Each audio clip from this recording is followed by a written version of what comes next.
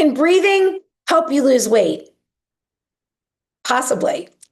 Today, I'm going to share a very simple breathing technique that I've shared for the last 10 years that helps deal with stress and overwhelm by bringing you into the present.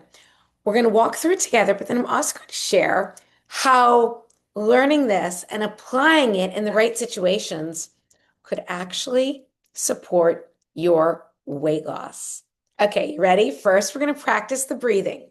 So, what we're going to do is we're going to breathe in through our nose, inhale through our nose for a slow count of 6. We're going to hold it for 2, and then we're going to exhale through our mouth for a slow count of 7. So, we're going to do this together right now, and it's honestly feels best if you can do it with your eyes shut. Okay, you ready? We're going to go through it twice. You ready? Okay, breathe in through your nose for 6. Hold for 2. Exhale for 7.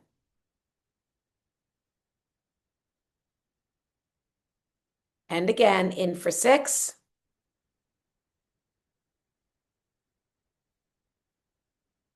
Hold for 2. Exhale for 7.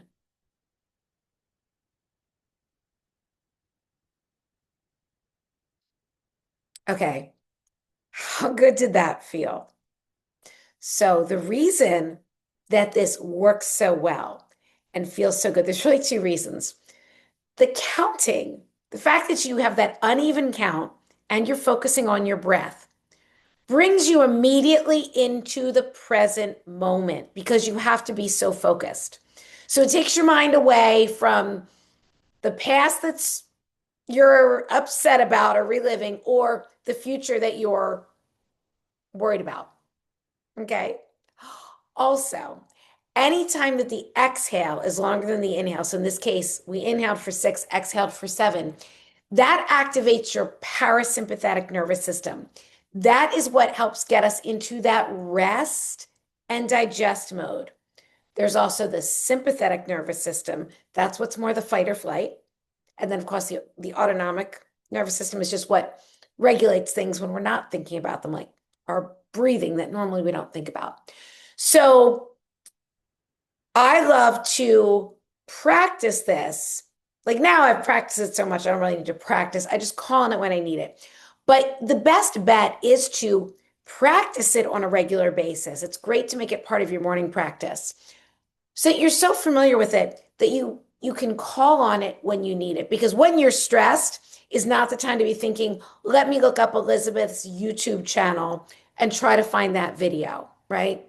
So first of all, I encourage you to save this video, send it to anybody who might find it helpful, and just practice this. It's something that when I first learned it back in 2014, I would practice it every morning as I was doing my few minutes of journaling and affirmations and things like that. So use this anytime you need it, stress, overwhelm, anxiety. Use it to take a pause. Maybe you're worked up and you want to send that text or just say that thing. Use this to pause because there truly is power in the pause. But here's how it could help you lose weight. Yes, breathing could help you lose weight. Hear me out on this. So first, you could use this. In fact, I encourage you to use this every time you sit down to eat. So first of all, sit down to eat. Stop standing up. Stop eating in your car. That doesn't count as sitting down because you're driving. Make it a practice to sit down and eat your meals and your snacks. To really focus on them. So if you just do this breathing just 1 or 2 times before you eat, it's bringing you into the present. You are focused on your food. That means you're aware of your food. You're tasting your food. You're present with your food. You are much less likely to overeat your food because you're slowing down. First of all, just slowing down is better for your digestion. And it does take some time for the signal, like, to get to your brain that you've had enough.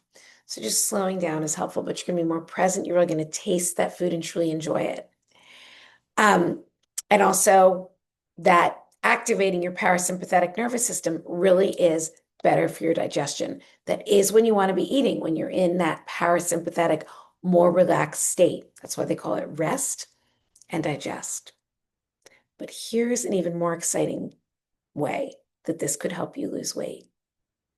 If you are somebody that tends to eat emotionally, eat when you are stressed, eat when you are worried, eat when you're angry, first of all, we want to put a stop to that because that is what time that people tend to eat foods that are higher in calorie, not nutritious, not helping them in any way. I'm not saying emotionally eating is bad because it is something it's been ingrained in us since we were a little kid. We were rewarded with food. We were kept quiet with food. We were soothed with food. It's something that a lot of us continue as adults.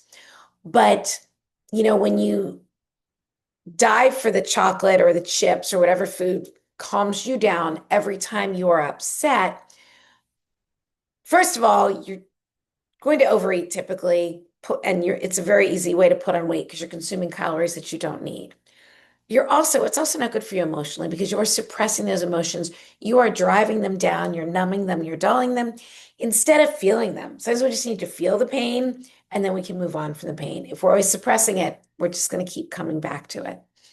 So, you didn't know this was a therapy session too. So when you find yourself in a situation that could make you likely to overeat, like you start to feel that stress coming on or that anger, that frustration, and it's a time when you would normally reach for the chocolate or whatever your food is, just take a few minutes, even a few seconds to breathe like that. And it's going to bring you into the present and you can make a decision. You can respond rather than reacting. Okay?